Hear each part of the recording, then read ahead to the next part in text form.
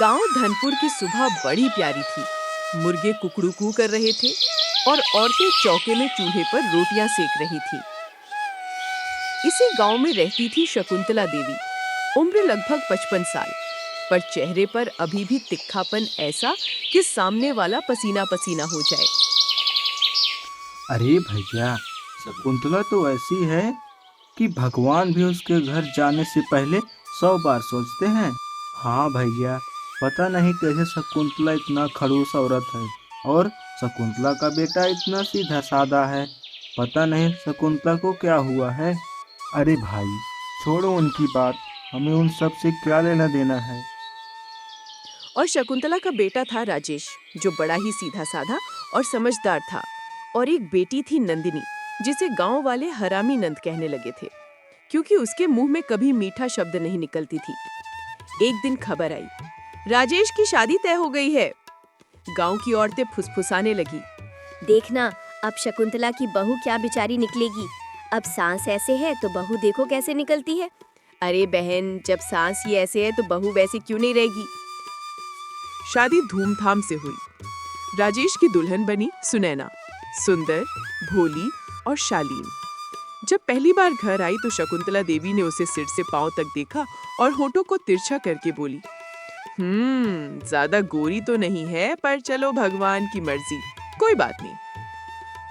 सुनैना ने मुस्कुरा कर कहा, माँ जी, मैं सबका दिल जीत लूंगी, बस आपका आशीर्वाद चाहिए।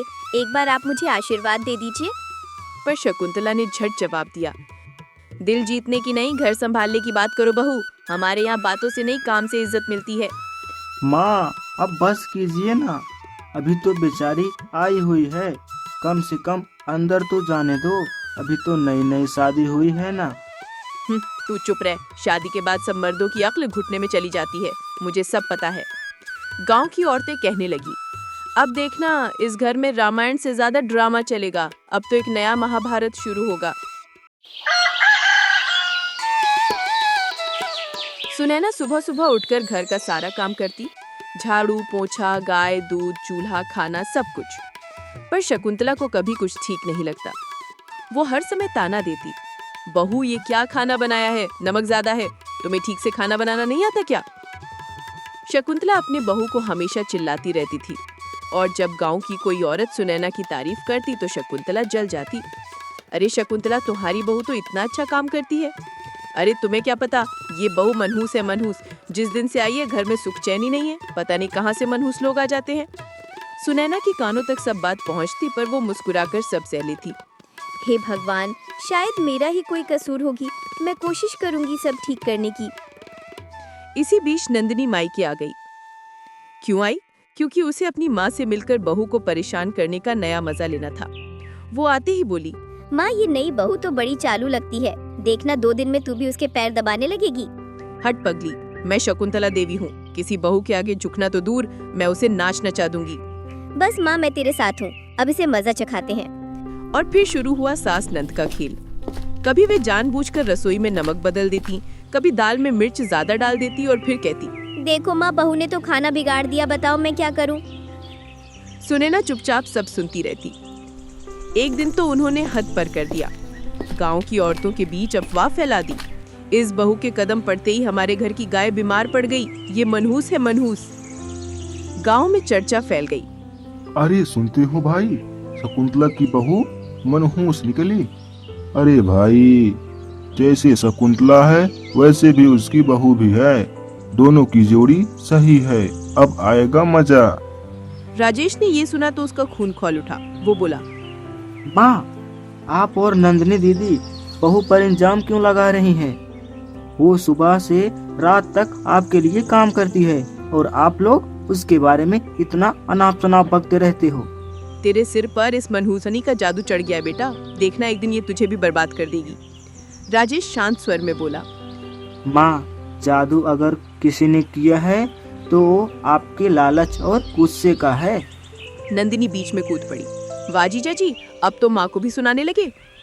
राजेश बोला, अरे दीदी, मैं किसी को सुना नहीं रहा हूँ, बस सच कह रहा हूँ, और सच ये है कि हमारी बदकिस्मती आपकी सोच में है, सुनैना में नहीं।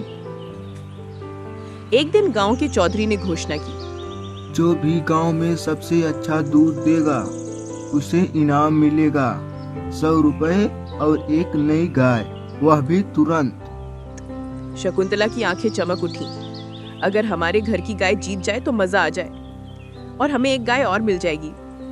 सुनैना बोली, माँ जी मैं रोज गाय की सेवा करती हूँ, हम जरूर जीतेंगे। पर शकुंतला को फिर शक हुआ। अब तेरे मनहूस हाथ लग गए हैं, कहीं उल्टा ना हो जाए। हे भगवान, मेरी गाय को नजर न लगी हो। नंदिनी फुसफुसाई, माँ हम उसकी बनाई चारे में थोड़ा पानी डाल देते हैं ताकि वो हार जाए और सब कहें मनहूस बहू की वजह से हारे। शकुंतला बोली, वाह तू तो पूरी मेरी बेटी निकली, कर डालिए काम। उन्होंने ऐसा ही किया। अगले दिन गाय ने कम दूध दिया। चौधरी ने कहा, शकुंतला देवी, आपकी गाय इस बार पीछे रह गई, अगली बार फिर कोशिश करना। गांव की औरतें फिर हंसी उड़ाने लगीं। देखा, बहू मनहूस है, हरवा दिया। अब शकुंतला का मुंह कैसे लटका हुआ है। सुनैना कुछ नहीं बोली, बस आंखों में आंसू लिए रसोई में चली गई। एक हफ्ते बाद ही नंदिनी की शादी की सालगिरह थी। वो बोली, माँ मेरे ससुराल में गहने भेजने हैं, कुछ पैसे दो ताकि मैं अपने घर गहने भेज सकूं। शकुंतला बोली, पैसे तो नहीं है, पर एक काम करती हूँ, सुनैना की दी हुई सोने की चूड़ियां बेच देती हूँ, क्या फर्क पड़ता है, उसे तो पता भी नहीं चलेगा। उन्होंने चूड़ियां बेच दी। पर वही रात शकुंतला को तेज बुखार हो गया। वो बड़बड़ाने लगी, अरे भगवान, मेरे हाथ जल रहे हैं, ये क्या हो रहा है। डॉक्टर आया और बोला, ये तो तेज बुखार है, पर इनकी हालत देखकर लगता है कोई मानसिक ग्लानि भी है। सुनैना ने आगे बढ़कर उनके सिर पर पानी रखा, दवा दी और सारी रात जागी रही। सुबह शकुंतला की आंख खुली, देखा सुनैना उनके पास बैठी थी, हाथों में पूजा की थाली लिए। माँ जी आपकी तबीयत ठीक हो जाए, यही मेरी मन्नत है, बस मैं भगवान से यही प्रार्थना कर रही थी। शकुंतला की आंखों से आंसू निकल पड़े। बेटी तू इतनी अच्छी, मैंने तो तेरा कितना बुरा किया और तू मेरे लिए इतना सब कुछ कर रही है।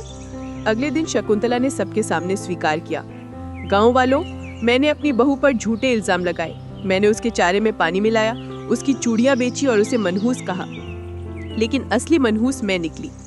गांव के लोग हैरान रह गए।